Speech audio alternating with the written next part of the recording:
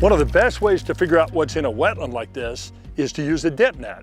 And so what I'm going to do is just take some scoops like this and just see what I can find.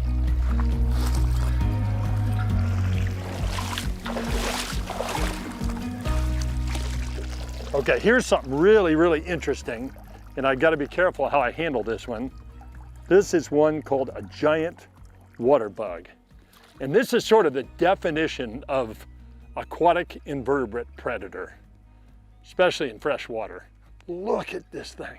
So it's an insect, it's a true bug, so it's a hemipteran, but this is an animal that is so good at what it does. First of all, it needs to get air from up on the surface to the spiracles of the body so it can breathe. So there's a little tube right here, and what they can do is just hang upside down with that tube sticking out of the water so they can breathe.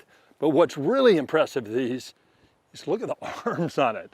So this is an animal that has very strong front appendages, and so what it will do is grab a hold of a fish or a tadpole or another insect, and then it has these piercing, sucking mouth parts.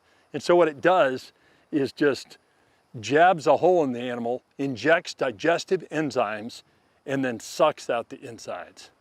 I mean, it'd be terrifying if these got really, really big. I mean, they're little guys, and I have been bitten a couple times, and it hurts like crazy, but it poses no real danger to people.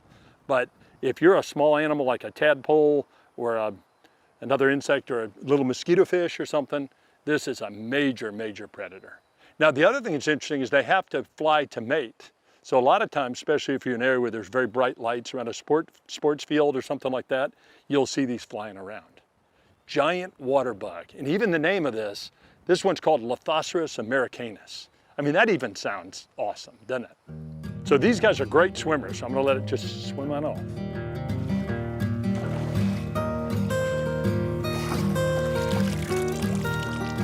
Okay, here's a spider. So you notice this has 8 legs, and it's got, you see the spots on it, but these are major predators too. So what they do is sit on the edge of a lotus pad or a lily pad or something and kind of hang down, and what they can do is actually go underwater, grab a small fish or tadpole, and then pull it up and feed on it. And the other thing that's in here is a little dragonfly larva, and this is a dragonfly nymph or naiad is another good name for it.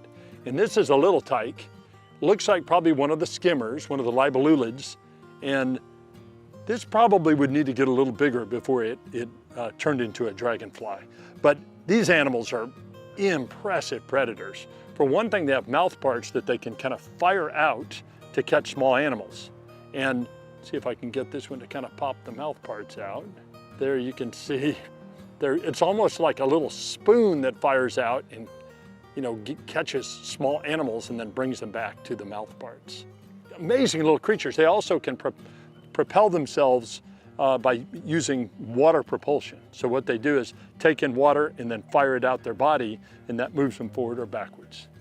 A lot of these remain naiads or nymphs for a real long period of time, some of them for more than 1 year in the water. And then they may only fly as dragonflies for about 6 weeks. So the larval stage is a really important part of their life cycle.